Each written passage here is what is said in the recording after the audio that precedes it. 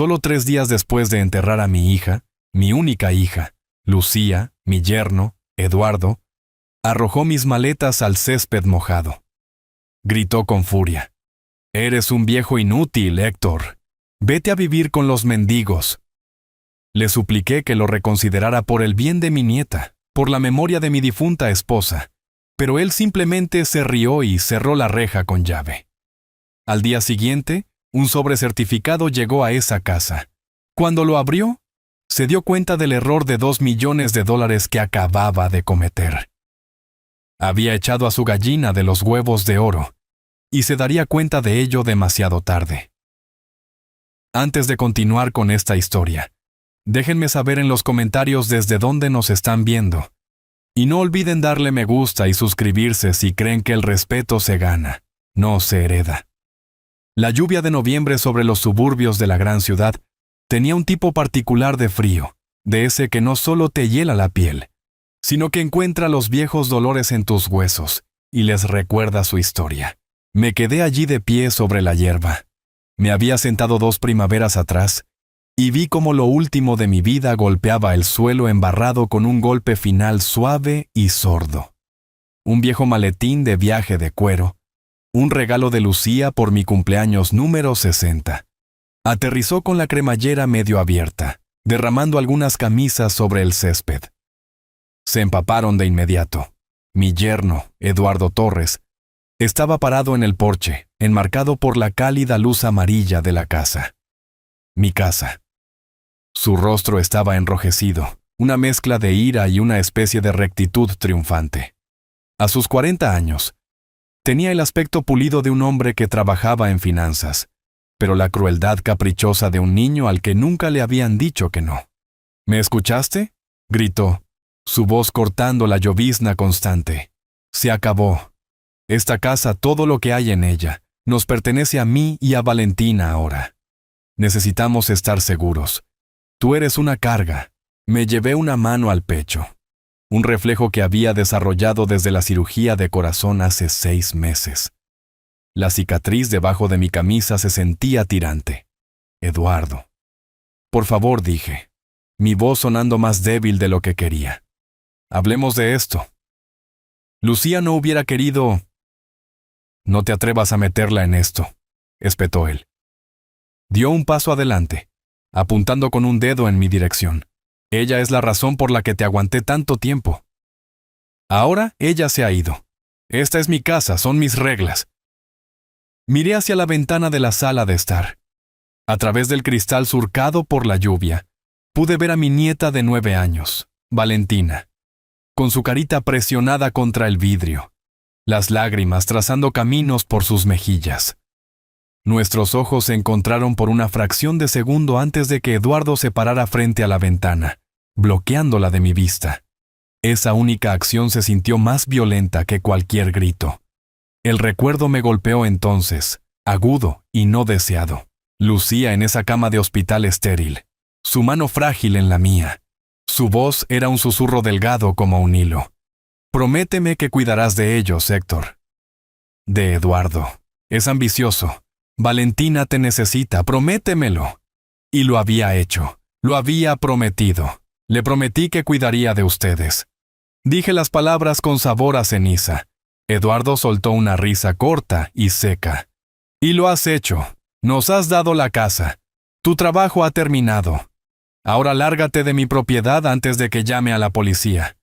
Se dio la vuelta, volvió a entrar y cerró la puerta con un clic sólido y definitivo. Luego, el cerrojo se deslizó hasta su lugar. Me quedé allí parado durante mucho tiempo, la lluvia pegando mi cabello fino al cuero cabelludo, el frío filtrándose a través de mi chaqueta. No miré la ropa esparcida ni el bulto volcado. Mi mirada estaba fija en esa puerta cerrada. El dolor era inmenso, un peso físico en mi pecho. Pero debajo de él algo más se estaba agitando.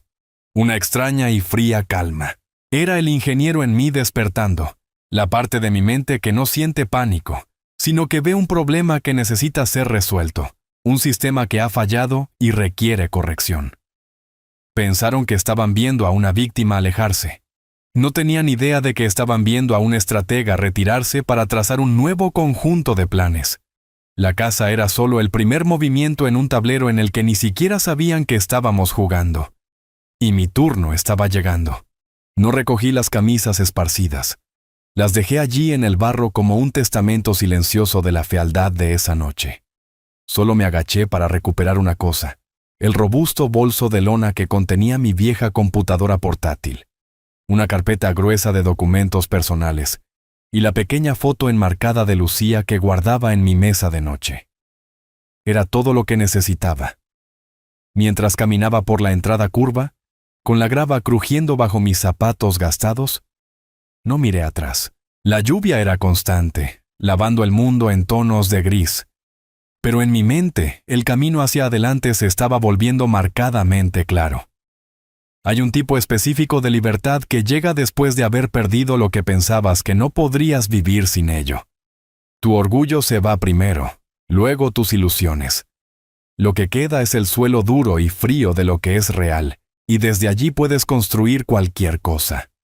Eduardo pensó que la historia se trataba de él heredando una casa. Estaba equivocado. La historia se trataba de lo que acababa de tirar a la basura. Vio a un viejo inútil, una reliquia para ser desechada. No tenía idea de que estaba mirando al arquitecto de una fortuna que él ya contaba como propia. No sabía que el cimiento de toda su vida cómoda no era la casa que acababa de reclamar, sino la mente del hombre al que acababa de desterrar a la lluvia. Ese fue un error que le costaría todo. El frío silencio en mi coche fue un alivio después de los gritos.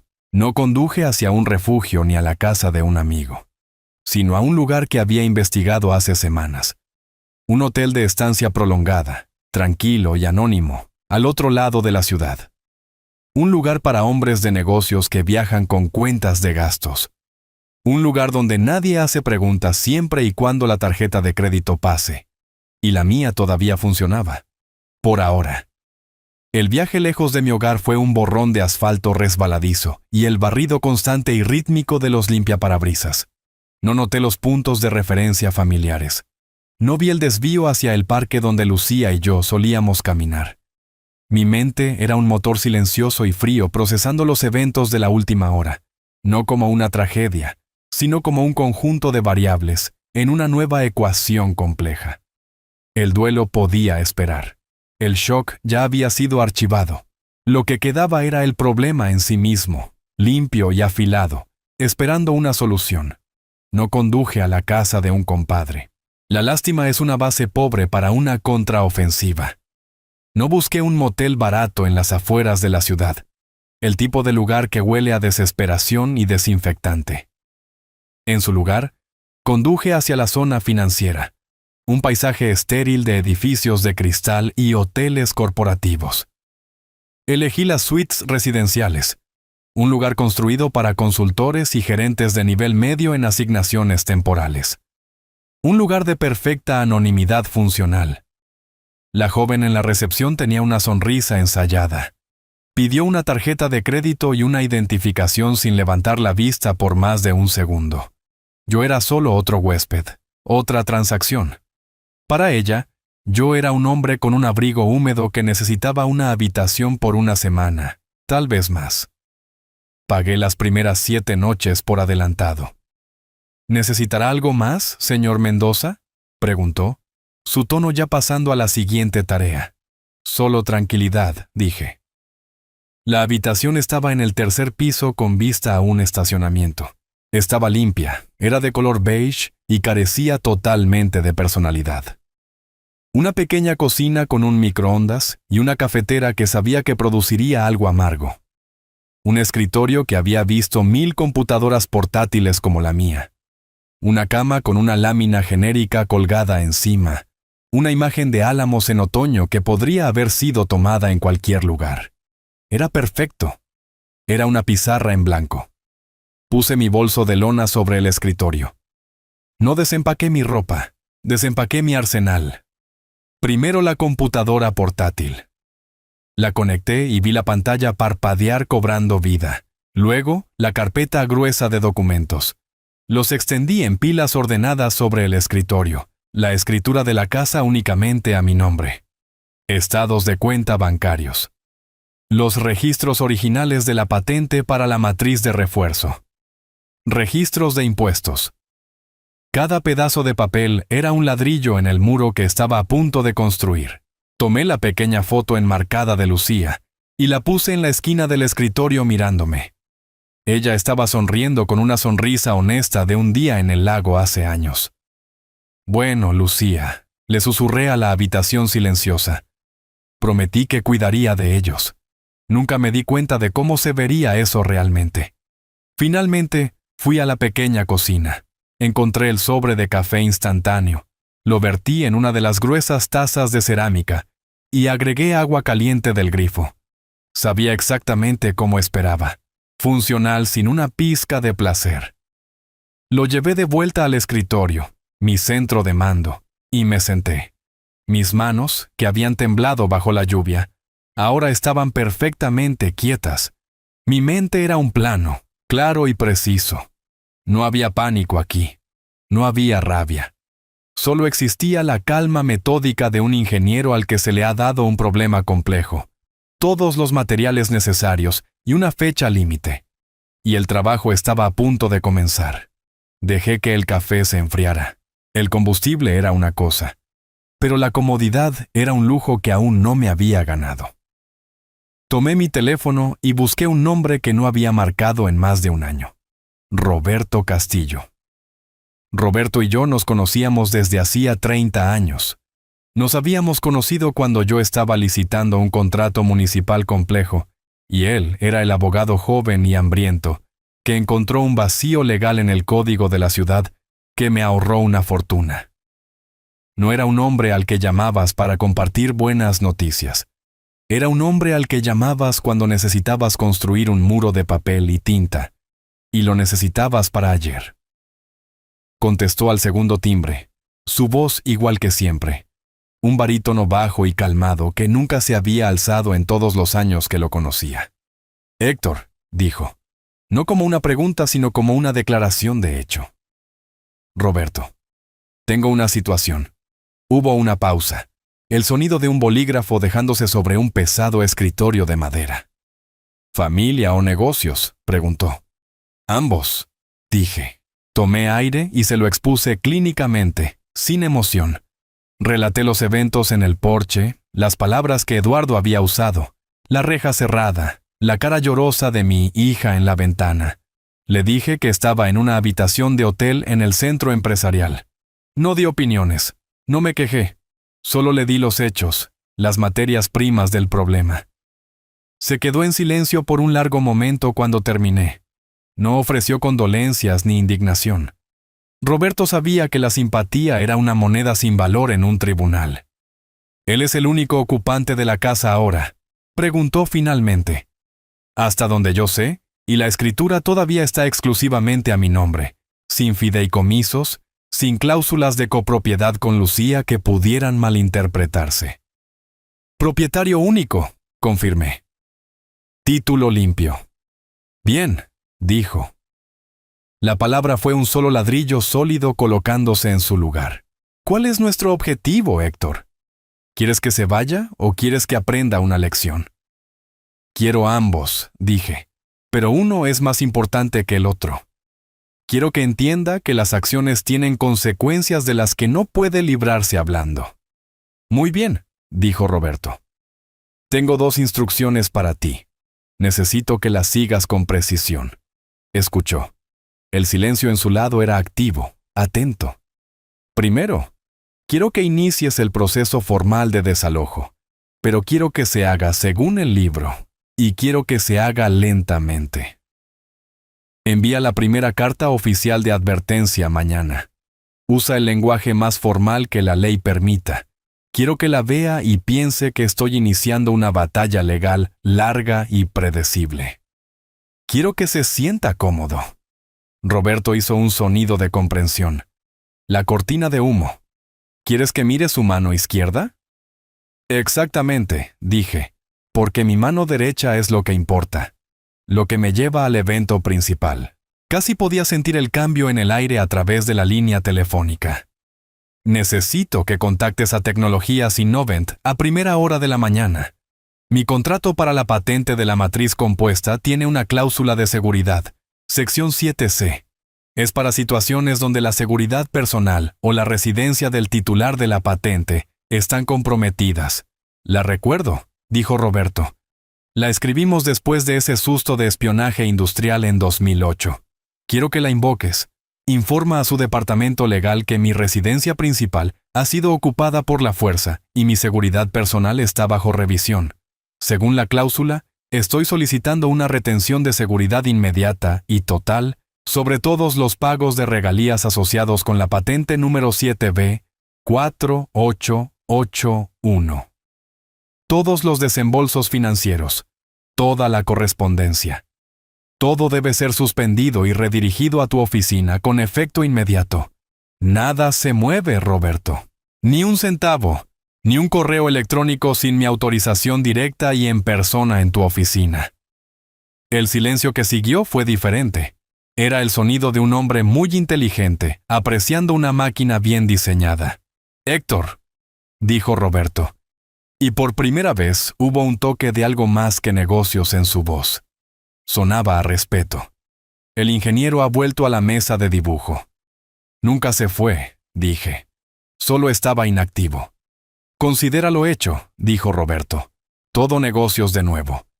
Haré que un mensajero entregue el aviso a la sede de Innovent a las 9 de la mañana. Redactaré la advertencia de desalojo para Eduardo. Tú quédate donde estás. Y Héctor, sí, no contestes sus llamadas cuando finalmente se dé cuenta de lo que has hecho. Deja que hable conmigo. Ese siempre fue el plan, dije. Y por primera vez desde que vi mi vida ser arrojada al césped, sentí que la comisura de mi boca se levantaba en algo parecido a una sonrisa. Las piezas estaban en movimiento, la trampa se estaba colocando, y mi yerno estaba a punto de aprender que el hombre más peligroso no es el que grita, es el que se sienta tranquilamente con un plano. No tenía que estar en la casa para ver lo que estaba sucediendo. Había pasado toda una vida estudiando la física predecible de la arrogancia y la codicia. Así que mientras me sentaba en el silencio estéril de mi habitación de hotel, podía imaginarlo todo con una claridad perfecta y dolorosa. Veía a Eduardo caminando por la sala de estar, mi sala de estar, con la arrogancia de un conquistador. Se habría servido un vaso de mi mejor whisky, el malta pura de 18 años que guardaba para ocasiones especiales. Y se habría dejado caer en mi desgastado sillón de cuero. Pondría sus pies sobre el otomán que Lucía había tejido con tanto esmero, ese por el que siempre me regañaba si ponía mis zapatos encima. En el ojo de mi mente, lo veía al teléfono, su voz empalagosa con falsa modestia. «Sí, hombre, está hecho», le estaría diciendo a uno de sus amigos engreídos. El viejo finalmente entró en razón. No, simplemente se fue. Un poco dramático, pero ¿qué se puede hacer? El lugar es mío ahora, borrón y cuenta nueva para Valentina y para mí. Él creería cada palabra. Para él la posesión era la única ley que importaba. Luego imaginé su frustración, un inconveniente menor en su gran victoria. Se sentaría en mi escritorio, abriría mi computadora portátil e intentaría acceder a mis cuentas financieras. Estaría buscando la herencia que creía que era su derecho de nacimiento. La pantalla parpadearía. Acceso denegado. Lo intentaría de nuevo. Contraseña incorrecta. Un destello de molestia cruzaría su rostro, pero no alarma. Cerraría la computadora portátil con un golpe despectivo, pensando que era solo un último acto mezquino de un viejo amargado. Cambió las contraseñas. Murmuraría para sí mismo. No importa. Lo arreglaremos el lunes. Vería mis acciones como pequeñas, emocionales y, en última instancia, impotentes. No vería los engranajes de acero de la verdadera máquina comenzando a girar. Al día siguiente, llegaría la carta de desalojo de Roberto, un sobre formal de color crema entregado por el cartero. Podía ver a Eduardo recuperándolo del buzón, tal vez con una sonrisa burlona. Lo rasgaría para abrirlo, sus ojos escaneando la densa jerga legal. No sentiría miedo, sentiría desprecio. Soltaría una risa fuerte y despectiva que resonaría en la entrada donde Lucía solía colgar los dibujos de Valentina. Probablemente llamaría a ese mismo amigo de nuevo. ¿No vas a creer esto?, diría, con la risa aún en su voz. El viejo contrató a un abogado. Me envió una carta llena de cese y desista y ocupaciones ilegales. De verdad va a intentar pelear conmigo. Esto va a ser divertido. No vería la carta como lo que era, una pieza de distracción teatral, un objeto brillante y ruidoso para que él se concentrara mientras la verdadera trampa se estaba colocando en silencio. Reforzado por esta falsa sensación de superioridad, se sentiría intocable. Comenzaría a hacer planes. Podía verlo en la isla de la cocina, la que Lucía y yo diseñamos juntos, esbozando su futuro en una servilleta o en una tableta. Un coche nuevo, probablemente un sedán deportivo alemán que no podía pagar. Unas vacaciones a alguna isla con arena blanca y agua azul. Un lugar para recompensarse por su brillante estrategia. Estaría calculando cómo aprovechar el valor de la casa, cómo liquidar los activos que creía que simplemente estaban allí esperándolo. Era un hombre parado sobre una trampilla, admirando la vista y dibujando planos para un castillo. El teléfono en el escritorio de mi hotel vibró, sacándome de mi simulación. La pantalla se iluminó con el nombre de Roberto. Contesté. «Héctor». «Está hecho». La voz de Roberto era calmada, una simple declaración de una tarea completada. «¿Innovent?», pregunté. Mi propia voz firme. Su asesor legal confirmó la recepción del aviso vía mensajería. La retención de seguridad sobre la patente 7B-4881 está vigente de inmediato. Están redactando una carta formal para la casa en la calle Garza Azul mientras hablamos, informando al ocupante actual de la suspensión de pagos. Ni un centavo se moverá hasta que entres a mi oficina y firmes un formulario de liberación. Cerré los ojos. La imagen en mi cabeza era tan clara. Eduardo sentado en mi mesa, celebrando su victoria, mientras una carta certificada ya estaba en camino cruzando la ciudad. Una carta que le informaría que la gallina de los huevos de oro de $2 millones al año que pensaba haber capturado, de hecho, acababa de volar lejos. ¿Y la carta de desalojo?, pregunté. En el correo. La recibirá mañana por la mañana, dijo Roberto. Estará mirando a la amenaza equivocada. Los pagos están congelados, Héctor. La trampa se ha activado. Ahora esperamos a que el animal se dé cuenta de que está atrapado. Le di las gracias y terminé la llamada. Miré la foto de Lucía en mi escritorio. Su sonrisa parecía entenderlo todo. El silencio en la habitación ya no estaba vacío. Era paciente. Estaba esperando. Los días en la habitación del hotel comenzaron a mezclarse en un solo zumbido continuo de propósito silencioso. El mundo fuera de mi ventana se movía en su propio horario. Los hombres de negocios salían temprano, sus maletas con ruedas haciendo clic en el pavimento. Los carritos de limpieza aparecían en los pasillos precisamente a las 10 de la mañana. La vida continuaba ajena a la pequeña guerra contenida, que yo estaba librando desde mi centro de mando temporal en el tercer piso. Pasé mi tiempo refinando los detalles, cruzando referencias de mis documentos y ejecutando simulaciones en mi cabeza, anticipando el próximo movimiento de Eduardo. Yo era ingeniero de nuevo, revisando cada punto de carga antes de aplicar la primera onza de presión. La llamada llegó un martes por la tarde. El identificador de llamadas mostraba un número local que reconocí al instante. Carmen Rodríguez. Ella y Lucía habían sido amigas por 20 años. El tipo de amigas que no necesitan citas, que aparecen con sopa cuando tienes gripe y una botella de vino cuando tienes el corazón roto. Héctor, soy Carmen, dijo, su voz en un susurro preocupado y silencioso. Siento molestarte, pero tenía que llamar. ¿Estás bien? Estoy a salvo, Carmen. Gracias por preguntar. A salvo es una cosa, Héctor. Estar bien es otra. Ella tomó aire y pude escuchar el crujido de una cortina, como si estuviera hablando desde la ventana de su propia cocina, mirando a través del césped hacia mi casa. Tuvo a un cerrajero allí ayer. Vi la camioneta. Cambió todas las cerraduras de las puertas. Cerré los ojos. Era un movimiento predecible, una afirmación de propiedad. Me lo esperaba, dije, manteniendo mi voz uniforme. Eso no es todo, continuó ella. Esta mañana un hombre con una camiseta tipo polo y un portapapeles estaba caminando por el jardín. Un contratista. Eduardo estaba con él señalando la cocina, hablando de abrir el espacio y mejorar las líneas de visión hacia el lago. Héctor está actuando como si estuviera a punto de desmantelar el lugar. Sentí un destello de calor en mi pecho ante la idea de Eduardo derribando las paredes que Lucía y yo habíamos pintado, los gabinetes que habíamos elegido juntos. Pero lo reprimí. La emoción era un lujo. ¿Y qué le está diciendo a la gente?, pregunté. Carmen suspiró. El sonido estaba cargado con una pena que no era suya para llevar, pero la llevaba de todos modos por lealtad a mi esposa. Le dijo a Bill Henderson, el de enfrente, que decidiste que era hora de mudarte a una encantadora comunidad de jubilados en el lado sur. Dijo que estabas cansado del mantenimiento y querías una vida más fácil. Hizo que sonara como si fuera tu idea, Héctor. Como si estuvieras feliz por ello.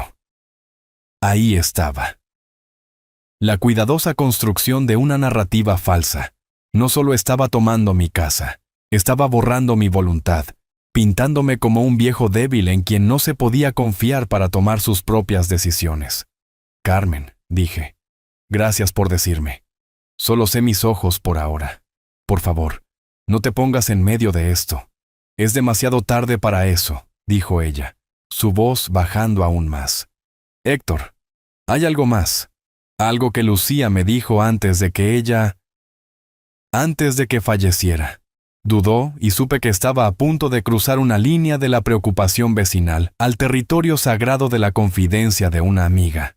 Estaba preocupada hasta enfermarse por las finanzas de Eduardo. Perdió mucho dinero, Héctor. Una fortuna. Alguna inversión tecnológica de alto riesgo que quebró. Me dijo que estaban profundamente endeudados, que las facturas de las tarjetas de crédito eran astronómicas. Tenía miedo de que él fuera a hacer algo desesperado.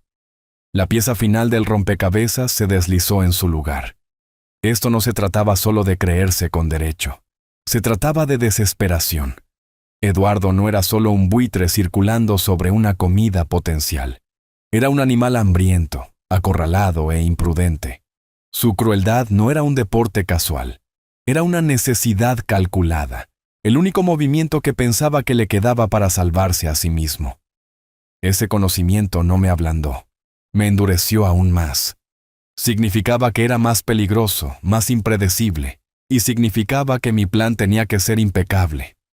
Está haciendo algo desesperado, dije en voz baja.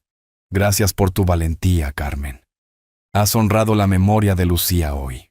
Cuando colgamos, caminé hacia la ventana y miré hacia el paisaje anónimo del centro empresarial. Eduardo pensaba que era un depredador acercándose a una presa fácil. No tenía idea de que él era el que estaba siendo cazado.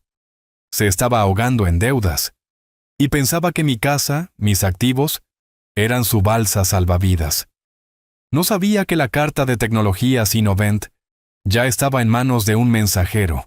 Una sola hoja de papel que no solo le quitaría la balsa salvavidas, sino que revelaría que el agua que estaba pisando tenía 1000 pies de profundidad. Pensaba que necesitaba dinero. Estaba a punto de descubrir cuánto le costaría la verdad. Sabía que el camión de FedEx llegaría alrededor de las 10:30 de la mañana. Sabía que el conductor era un hombre llamado Jorge, que siempre tomaba su café negro y le gustaba quejarse del equipo deportivo local. Estos eran los pequeños patrones predecibles del mundo que una vez había habitado. Desde el silencio beige de mi habitación de hotel, imaginé el camión girando hacia la calle Garza Azul, su estruendo familiar, un anuncio mundano de un evento que alteraría la vida. En mi mente, Eduardo estaría en la cocina, probablemente haciendo un licuado con la costosa licuadora de Lucía, sintiéndose completamente complacido consigo mismo. El aviso de desalojo de Roberto habría llegado el día anterior, una molestia menor que ya había descartado. Vería el camión detenerse, vería a Jorge caminando hacia la puerta con un sobre certificado de entrega nocturna, y su primer pensamiento sería de leve irritación, más papeleo del abogado lento del viejo. Abriría la puerta con un aire confiado, ligeramente molesto. «Sí, firmaré por ello», diría, garabateando su nombre en el escáner digital con una floritura descuidada. Vería la dirección del remitente, Tecnologías Innovent, y no significaría nada para él. Probablemente asumiría que estaba relacionado con algún certificado de acciones viejo o un trozo de correo basura. La línea del destinatario le daría una breve pausa. Oficina de Gestión de Patentes. Atención, señor Héctor Mendoza.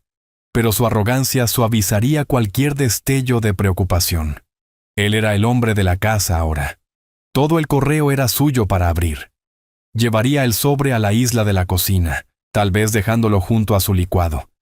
Lo rasgaría para abrirlo, no con un abrecartas, sino con un rasguño brusco de su pulgar, la forma en que la gente abre facturas que no tienen la intención de respetar. Y entonces vería el membrete. Papel grueso y cremoso. El logo de Innovent grabado en un profundo azul corporativo. Se sentiría importante en sus manos, y ese sería el primer indicio de problemas. Sus ojos escanearían las líneas de apertura. Urgente, retención de seguridad en pagos de regalías. Patente. Frunciría el ceño, las palabras no conectando del todo. Pagos de regalías. Patente. Él pensaba que mi dinero era dinero viejo, ahorros de mi carrera de ingeniería, inversiones que Lucía había gestionado. Nunca consideró ni una vez que yo todavía era alguien que ganaba dinero, que un pedazo de mi mente estaba en el mundo trabajando silenciosamente y generando una fortuna. Entonces, sus ojos encontrarían los números. La carta sería brutalmente clara, escrita en el lenguaje frío e inequívoco del derecho corporativo. Esta carta sirve como notificación formal de que, según el protocolo de seguridad descrito en la sección 7C de su acuerdo de licencia, todos los desembolsos de regalías para la patente referenciada anteriormente han sido suspendidos con efecto inmediato. Esta acción fue activada por una solicitud formal notariada de su asesor legal, el señor Roberto Castillo, citando un compromiso de su residencia principal y una amenaza significativa a su seguridad personal y financiera. Podía imaginar su respiración cortándose. La sonrisa burlona desaparecería, reemplazada por una confusión concentrada. Seguiría leyendo. El pago trimestral pendiente de $850,000 estadounidenses, y todos los pagos futuros serán retenidos en depósito por Tecnologías Innovent hasta que la amenaza de seguridad sea resuelta. Ese es el momento en que el suelo desaparecería debajo de él. $850,000. No mi valor total. Un pago trimestral. La pura escala de ello lo habría tambaleado. El licuado en su vaso costoso sería olvidado. Los planes para la nueva cocina, el coche nuevo, las vacaciones tropicales, todo se evaporaría. Y luego vendría la frase final, devastadora, la que Roberto y yo sabíamos que sería el tiro de gracia. Toda correspondencia futura con respecto al estado de esta patente y la liberación de estos fondos debe dirigirse a la nueva dirección registrada del titular de la patente.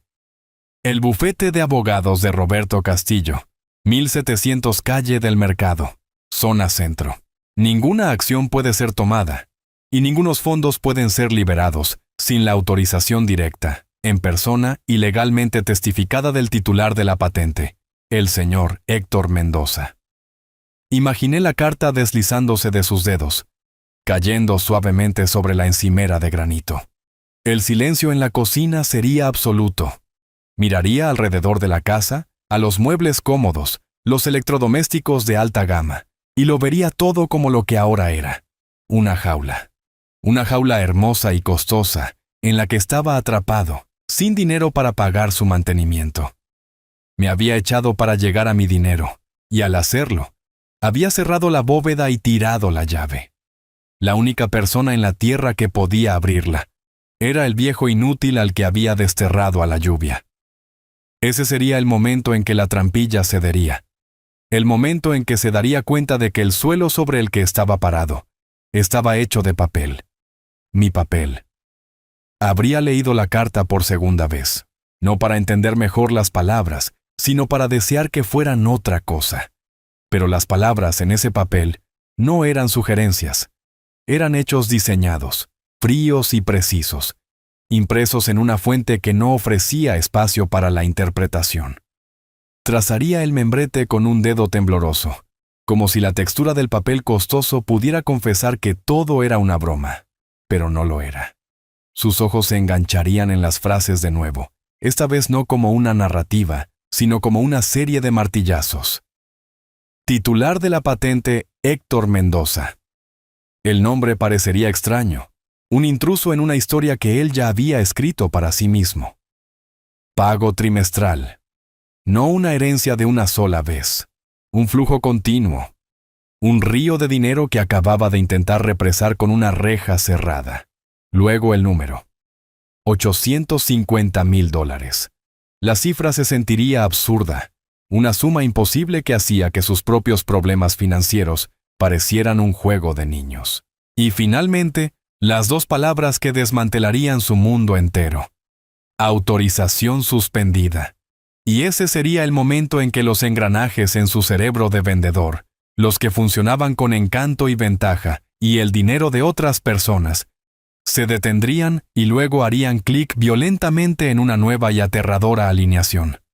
El dinero no estaba en la casa. No estaba en alguna cartera de acciones polvorienta dejada por Lucía. El dinero estaba siendo generado activamente.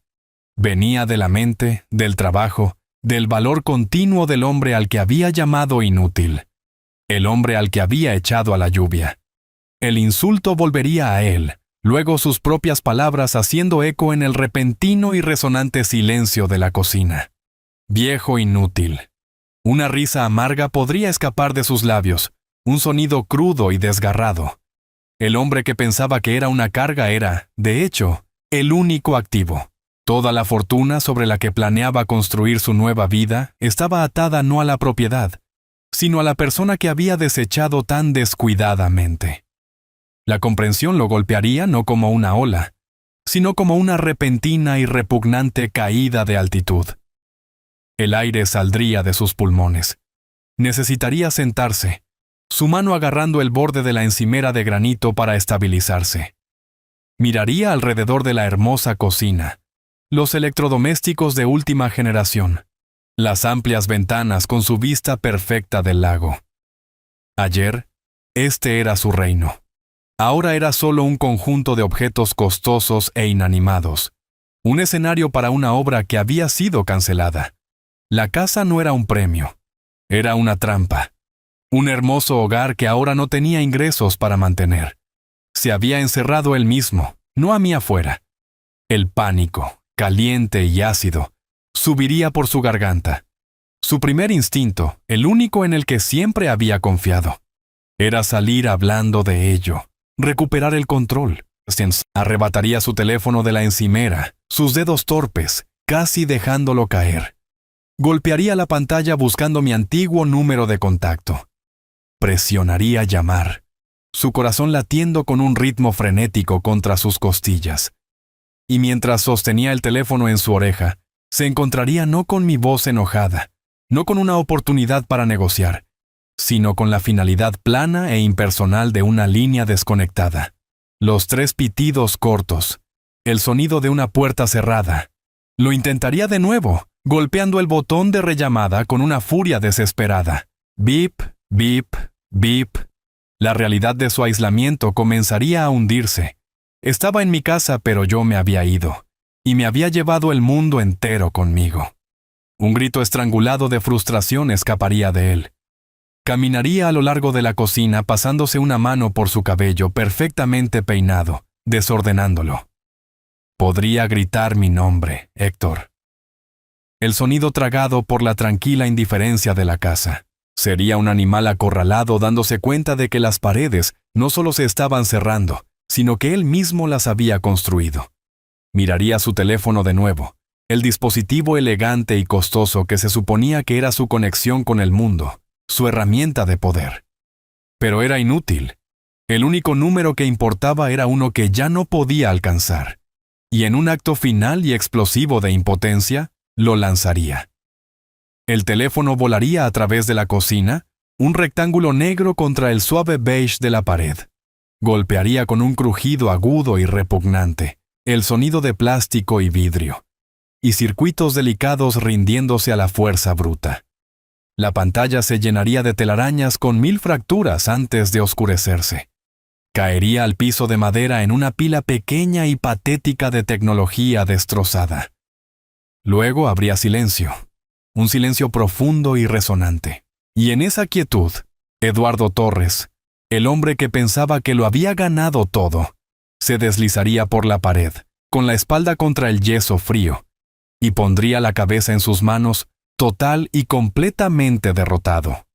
No por mí, no por un abogado, sino por las consecuencias limpias, simples y devastadoras de sus propias acciones. Pasé los siguientes 2 días en el zumbido tranquilo de la habitación del hotel, dejando que el mundo fuera de mi ventana se moviera sin mí. No me estaba escondiendo, estaba esperando. Un ingeniero sabe que después de aplicar estrés a un sistema, debes esperar y observar cómo reacciona. Eduardo era un sistema que yo conocía bien, una estructura construida sobre los cimientos defectuosos de la paciencia de otras personas. Sabía que las grietas comenzarían a mostrarse. Roberto me llamó la primera mañana. Su voz estaba tan calmada como siempre. Como se predijo, recibimos una llamada de un tal señor Eduardo Torres a las 8:05 de la mañana. Estaba insistente. Podía imaginarlo perfectamente. Eduardo, después de una noche sin dormir, habría recurrido a la única herramienta en la que siempre confiaba, su voz. Habría llamado a la oficina de Roberto, esperando que su tono confiado e importante partiera las aguas y le concediera una audiencia. Roberto continuó. Mi asistente legal, la señora Álvarez, manejó la llamada. Ella es excepcionalmente buena siendo un muro cortés e inamovible. No necesitaba darme la transcripción. Podía escribirla yo mismo. Eduardo habría comenzado con encanto, luego pasado a amenazas apenas veladas sobre su estrecha relación conmigo, y finalmente terminado con una rabia balbuceante, cuando la señora Álvarez le informó, con su voz serena y profesional, que su oficina había sido instruida para no discutir mis asuntos. Ella le habría dicho que toda comunicación debía presentarse por escrito. El encanto de Eduardo, su moneda principal, no tenía valor en esa oficina. Fue su primer encuentro real con una puerta que no se abriría solo porque él tocara. El bufete de Roberto era una fortaleza de procedimientos, y Eduardo acababa de rebotar en la puerta principal. Su siguiente movimiento, igual de predecible, habría sido encontrarme. Después de fracasar con Roberto, habría saltado a su coche y acelerado de regreso a las suites residenciales, convencido de que podría confrontarme en persona, que podría arreglar esto con una discusión o una actuación de arrepentimiento. Lo imaginé entrando a grandes zancadas en ese vestíbulo beige, con el rostro en una máscara de preocupación urgente, solo para ser recibido con la misma sonrisa de servicio al cliente cortés e impenetrable que había recibido el día anterior. «Lo siento, señor», diría la joven en el escritorio, con los ojos ya enfocados en la pantalla de su computadora. «El señor Mendoza hizo el registro de salida esta mañana». «¿Se fue?», preguntaría él, su voz tensa por la incredulidad. «¿A dónde fue? ¿Dejó una dirección de reenvío?» «No tenemos más información, señor». Ella no estaría mintiendo y no le importaría. Para ella, yo era solo un nombre en un recibo, una habitación que ahora estaba lista para ser limpiada para el próximo huésped. Él estaría parado allí en ese vestíbulo estéril, con el olor a café rancio en el aire, con la repentina y desorientadora comprensión de que yo ya no era un objetivo fijo.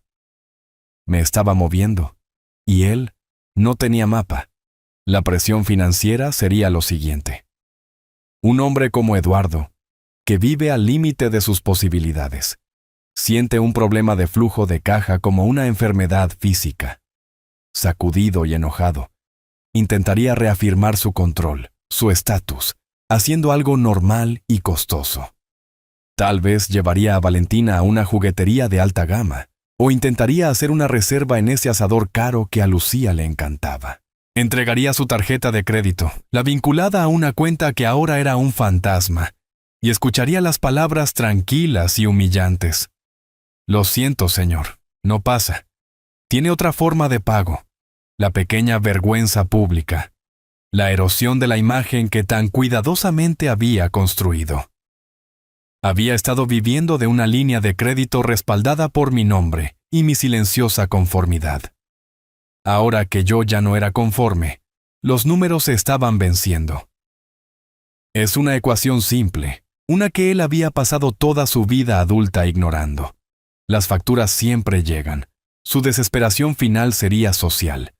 Intentaría salvar su historia con los vecinos, pero para entonces, el cartero habría hecho sus rondas. La carta certificada de la oficina de Roberto, el aviso formal de desalojo, estaría en el buzón de la casa que él afirmaba que era suya. Ya no podía hilar el cuento del jubilado feliz y voluntario.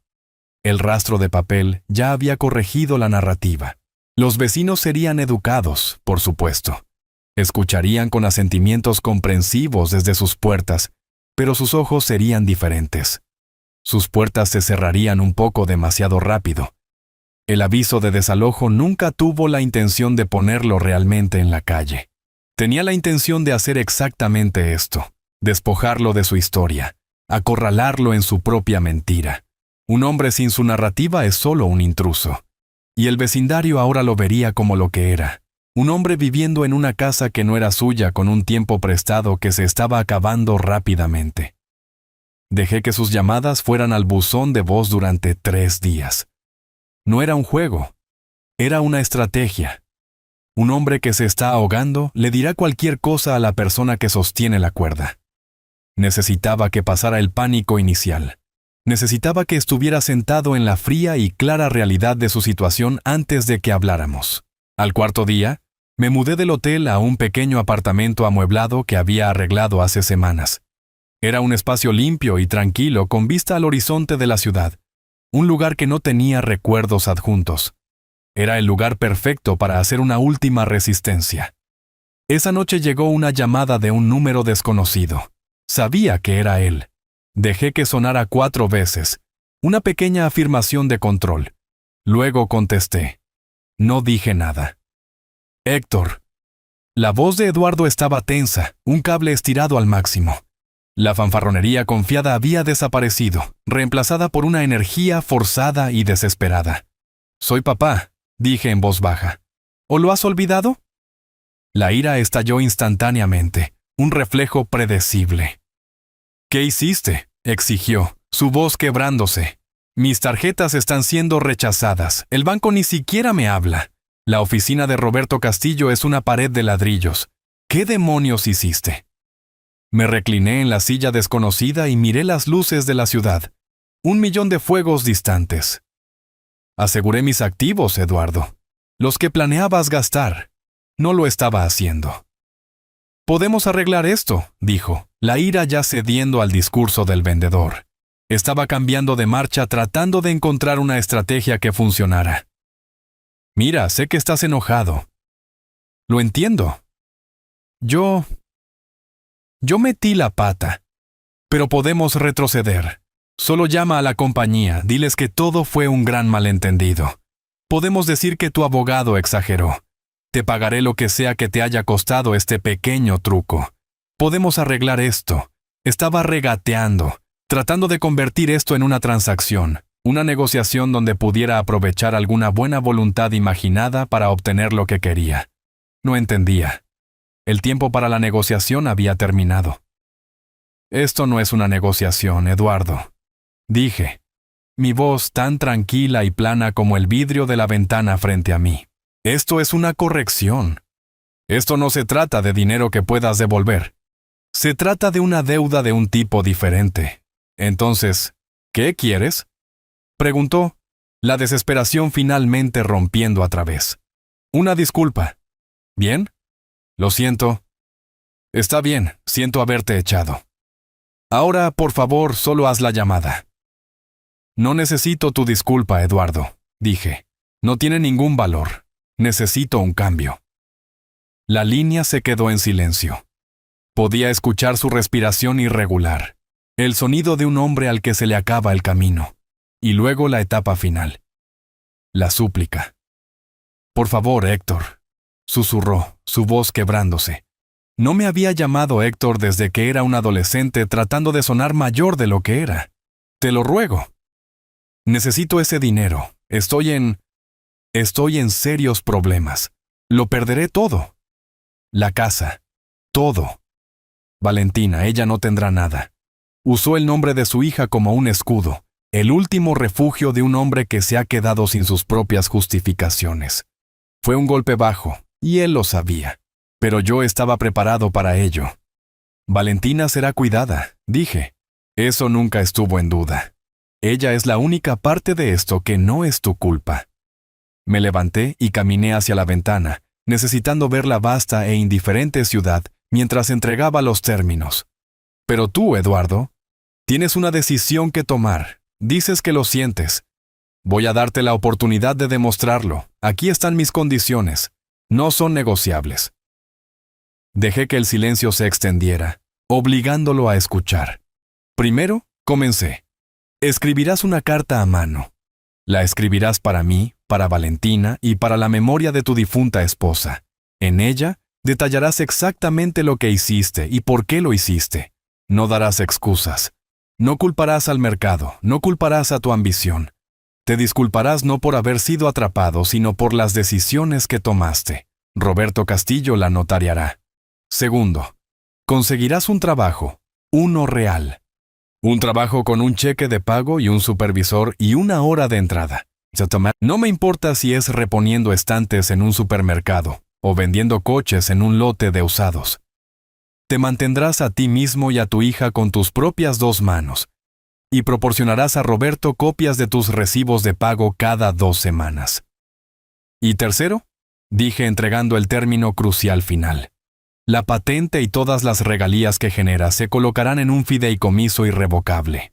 La única beneficiaria será Valentina. Será para su educación, para su primer hogar, para su futuro. Tú no serás un administrador. No tendrás acceso a los fondos nunca. Su futuro estará permanente y legalmente protegido de tus errores. Se quedó sin habla.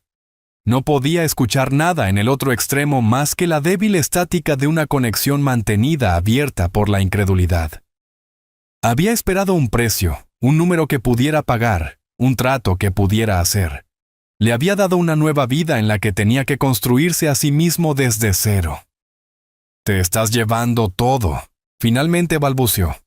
No, Eduardo, dije. Te estoy quitando todo a ti. Se lo estoy dando a tu hija. Hay una diferencia. Estaba a punto de discutir, de enfurecerse, de suplicar de nuevo.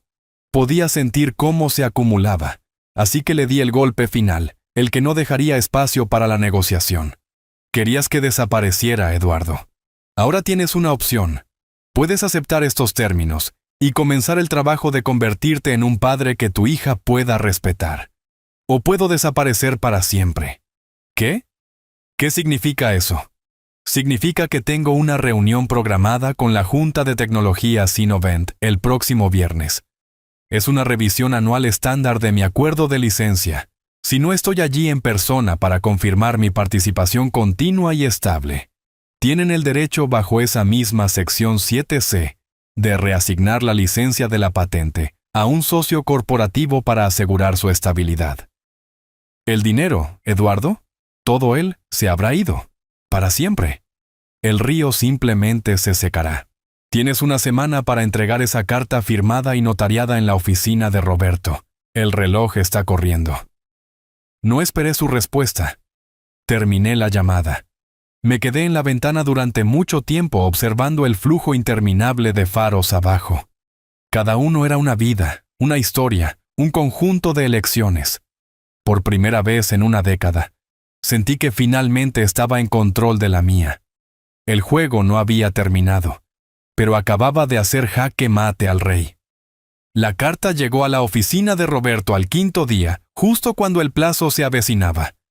Roberto me llamó no para leerla, sino simplemente para declarar que había sido recibida, firmada y notariada. No necesitaba verla para saber cómo estaba escrita. Podía imaginar la escena en mi cabeza con la cruda claridad de un recuerdo. Imaginé a Eduardo solo en la casa silenciosa y en expansión. Los hermosos muebles ya no parecerían un premio, sino una colección de fantasmas. El silencio sería inmenso. Ya no una señal de paz, sino de su propio y profundo aislamiento. Estaría sentado en la pesada mesa de comedor de roble. Una sola hoja de papelería costosa frente a él. Un bolígrafo sintiéndose pesado y extraño en su mano. No la habría escrito de una sola vez. Habría comenzado y detenido una docena de veces, las palabras de una verdadera disculpa atragantándose en su garganta. El vendedor en él habría intentado negociar para suavizar el lenguaje, para enmarcar sus acciones como un malentendido. Pero los términos que yo había establecido eran absolutos. No había espacio para la manipulación. Y entonces, sus ojos se habrían desviado hacia la repisa de la chimenea, hacia la foto enmarcada en plata de Valentina, su foto escolar del segundo grado. Una sonrisa brillante de inocente, un diente frontal faltante. Miraría la cara de su hija y vería no un activo para ser protegido, sino una vida de la que era responsable. Y en ese momento finalmente habría entendido. Esto no se trataba de ganar o perder contra mí. Se trataba de qué tipo de padre iba a ser para ella. El orgullo, la arrogancia, todo eso finalmente habría colapsado bajo el peso simple e insoportable de esa pregunta. Y habría tomado el bolígrafo y escrito la verdad, no para mí, sino para ella. Los siguientes pasos serían una serie de pequeñas humillaciones privadas. El montaje se reproducía en mi mente. Eduardo sentado frente a una computadora portátil tarde en la noche, la luz azul iluminando un rostro despojado de su confianza habitual. Sus dedos estarían volando a través del teclado, no cerrando tratos, sino llenando solicitudes de empleo en línea. Podía ver los títulos en la pantalla: asociado de ventas de nivel de entrada, representante de servicio al cliente, coordinador de logística de almacén. Trabajos que requerían humildad, no una agenda de contactos. Trabajos con un salario inicial que no cubriría ni un solo mes de hipoteca de la casa en la que estaba sentado. Luego vendrían los correos electrónicos, un flujo constante de rechazos educados. Gracias por su interés, pero hemos decidido seguir adelante con otros candidatos. El mundo no es amable con los hombres de 40 años que empiezan de nuevo. Cada correo electrónico sería un pequeño y fresco recordatorio de cuán lejos había caído. No era un castigo en el que me complaciera imaginar. Era la necesaria fricción rechinante de la realidad contra el ego.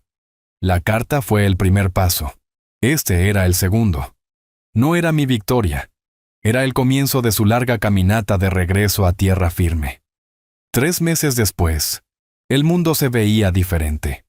Estaba en mi nuevo apartamento, un espacio pequeño y luminoso en el 7º piso de un edificio con vista a la ciudad. No era una gran casa con un césped que exigía atención constante. Era un lugar de eficiencia tranquila, un lugar donde la vista era del horizonte vasto e indiferente, y encontré un extraño consuelo en eso. Las paredes eran mías, el silencio era mío, y el futuro era una página limpia y no escrita. La pantalla de la computadora portátil frente a mí estaba brillante. En el otro extremo de la videollamada, la cara de Valentina estaba enmarcada por las cortinas familiares de su habitación. Se estaba riendo, su diente faltante, un pequeño hueco perfecto en su sonrisa. «Abuelo, eso se ve genial», dijo. Su voz metálica a través de los altavoces. «¿Puedes hacerlo volar?» Sostuve el pequeño e intrincado dispositivo con el que había estado jugando. Un dron en miniatura impulsado por un nuevo tipo de micromotor que había diseñado en mi tiempo libre. Era un proyecto nacido no de la necesidad, sino de la alegría. «Todavía no», dije sonriendo. «Pero estoy trabajando en la relación elevación-peso. Es un equilibrio delicado. Ella no entendía los términos técnicos, pero entendía la luz en mis ojos. Entendía que su abuelo estaba construyendo cosas de nuevo. Un golpe suave llegó a la puerta de mi apartamento. «Tengo que irme, cariño», dije. «Hablamos mañana». «Está bien, abuelo, te quiero». «Te quiero también», dije, y terminé la llamada. Era Carmen sosteniendo un molde de pastel envuelto en un paño a cuadros. El olor a canela y manzanas horneadas llenó mi pequeña entrada. «Hice demasiado», dijo, lo cual era su mentira cortés estándar. «Y sé que no horneas para ti mismo. Me conoces demasiado bien, Carmen», dije, tomando el pastel de ella. Nos sentamos en mi pequeño balcón, la ciudad extendida ante nosotros. No hablamos de Eduardo ni de la casa. Hablamos de su jardín, sobre el terrible programa nuevo en la televisión, sobre el progreso de Valentina en la escuela. Era la conversación fácil y cómoda de amigos que se habían ganado su paz.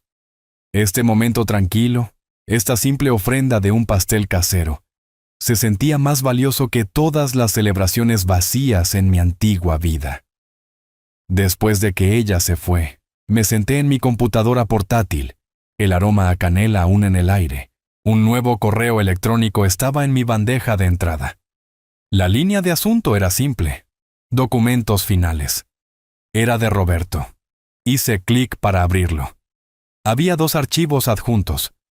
El primero era un PDF escaneado de una carta manuscrita, la tinta de un azul formal y profundo. La disculpa de Eduardo notariada y sellada. El segundo era una copia de un contrato de empleo. Eduardo Torres, asociado de Marketing Junior. Salario y beneficios claramente listados.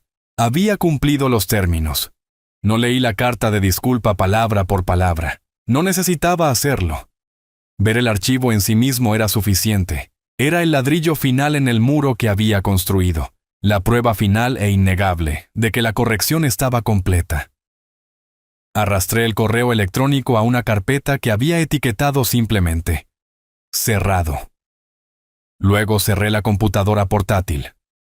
Me levanté y caminé hacia la gran ventana mirando el vasto horizonte. El sol comenzaba a ponerse, pintando la parte inferior de las nubes en tonos de naranja y rosa. Había reclamado mi dignidad. Había protegido el futuro de mi nieta. Le había dado a mi yerno la lección más dura y necesaria de su vida. La batalla no se había ganado con un grito, sino con una firma. Nunca fue una historia de venganza. Fue el trabajo tranquilo y metódico de la restauración. Había perdido una casa, pero había recuperado mi vida, y al final, ese era el único activo que realmente importaba. Cuando la amabilidad se confunde con debilidad y el derecho con herencia, la verdadera fuerza no se encuentra en la ira, sino en la acción tranquila y estratégica. Reclamar tu dignidad y paz, haciendo cumplir metódicamente los límites, enseña la lección más profunda. El respeto se gana, y las consecuencias son la deuda que la arrogancia siempre paga.